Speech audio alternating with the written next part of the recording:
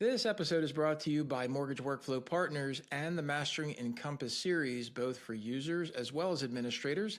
You can find out all the information about it over at masteringencompass.com. Also, if you'd like to check out what we're doing on YouTube, go ahead and subscribe to the channel using the @MasteringEncompass handle. And make sure you stay up to date on all the information, not just with podcasts, but also video content that we bring to you as often as possible. Now let's get on to the episode. Hey gang, Larry Bailey here. I wanted to make sure that you knew that this weekend in your testing environments, assuming you have one, you're going to be delivered, hopefully, cross our fingers, 24.2 from Ice Mortgage Technology for Encompass. And it's not only just Encompass Desktop, but it's Encompass Web, Encompass TPO, Encompass ABCDEFG, the whole thing. There's a lot of updates happening this weekend. And so I wanted to share with you the Encompass Administrative Checklist for the 24.2. This is just the desktop version, but there's a checklist here that you should go through. And I wanted to kind of review that with you here together, just to kind of go through the main parts and help you understand what is probably important for you to be aware of as you go through this checklist for production. Now, production is still slated for the weekend of August 17th. So time is a ticking, so to speak. And what I want you to understand is what's happening. So in the overall release notes in desktop, again, this is all about desktop. There's a big section with regards to EPPS going to ICE PPE, and specifically in the secondary registration area and those settings that you probably don't go in often. And so I want to make sure that you're aware of what to do. There's information right here. Again, setup, secondary setup, product and pricing. It shows you what to do. But you have to, if you're using EPPS, you have to make sure this is on your list. You have to. It's an absolute. If you're not using affordable housing, you can kind of skip by this. But if you are using affordable housing, this is going to talk about the new functionality, especially when it comes to MFI, right? So we talked about this in the release notes walkthrough, which seems like a long time ago because we were supposed to have 24.2 in our hands by now, but then the internet broke. Right.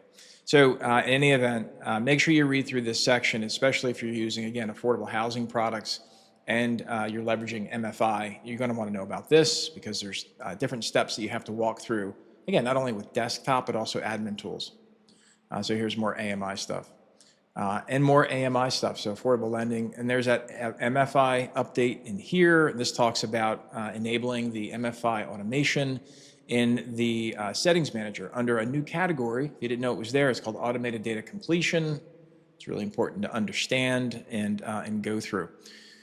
Okay, doing HELOCs, anyone? And so if you're doing HELOCs, this is important for you. Make sure you understand that there's a new read-only field, so definitely get this section to your team, leveraging Encompass for HELOCs.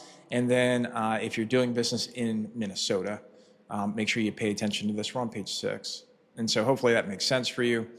Some other things that are just generic updates to forms, tools, and calculations. And so there's a new fee descriptions for 704. Again, if you go through the release notes, this will make more sense.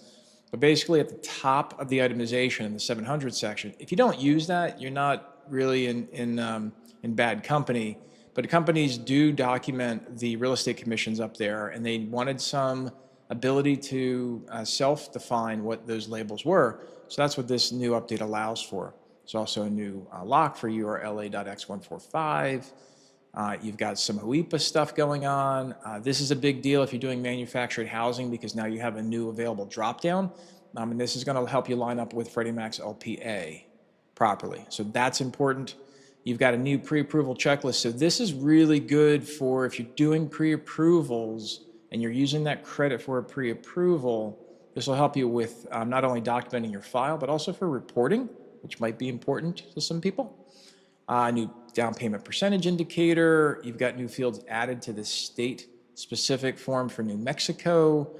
And again, these are all just things that are drawn out, right? The release notes, if you add up all the release notes together, it's a few hundred pages to go through. That's why I do these breakdowns. If you want to go through those breakdown through the walkthrough recordings, get them over on the community or on YouTube and find out more.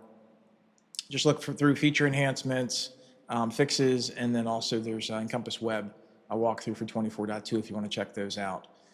There's a new loan archive feature for API. So if you're purchasing or building technology leveraging APIs, you now have the access to the loan archive feature. And there's a slew of other API v3 updates that are important. If you're in the API world, you already know about this. If you want to make sure that your department who's working with APIs knows about it, just ask them, and they should be all over that. If you're doing correspondent lending, you've got some new fields added to the correspondent loan status tool, so that's important to manage there. New ECS data viewer tool also for correspondent lending, that's important. Enhanced conditions, my fave here. So this talks about, again, the character limit increase. This is reminding you that if you intentionally cut short your condition names, you can now expand those from 128 to 255 characters if you want. There's more notes on that link. You've also got a read-only partner field in details, and this is, again, for the ability for Partner Connect to pass information through in that condition, which is pretty interesting to see how this is going to develop with enhanced conditions. By the way, if you're not using enhanced conditions, again, you're not alone, but it needs to be part of your project. If there's ever anything we can do to help you with that, please reach out. We're extraordinarily experienced. I've been helping partner clients with enhanced conditions since 2023. So it wasn't something we just kind of picked up this year. We've actually deployed all of our new implementations with enhanced conditions, and those folks are far better off for it for many reasons. New internal description, there's some information updated on that. So now we're going down to page 15. And so now there's new web version persona updates, right? We're getting new enhancements to the web, which again are not part of desktop per se, but they do affect the persona in desktop. So you have to be aware of that. And the Encompass scheduler tool is one of those updates that you need to know what's going on and what that means. Check out the release notes or check out the walkthrough video I did, and it'll explain it to you. And we'll get down to 16, some more Encompass settings. So allow product and pricer selection. That's, again, related to the ICE PPE. And it's a reminding you, in case you didn't know this, even though it's been out there for a couple of years, that the external reporting database, ERDB, that is finally gone. Last but not least, this is for your IT team, especially if they're using images for new user provision on new machines, or they're reusing machines and they're putting new images on there. Again, if you're an IT person, you'll know what that means. But tell them they've got a new Encompass installer coming out that they need to use.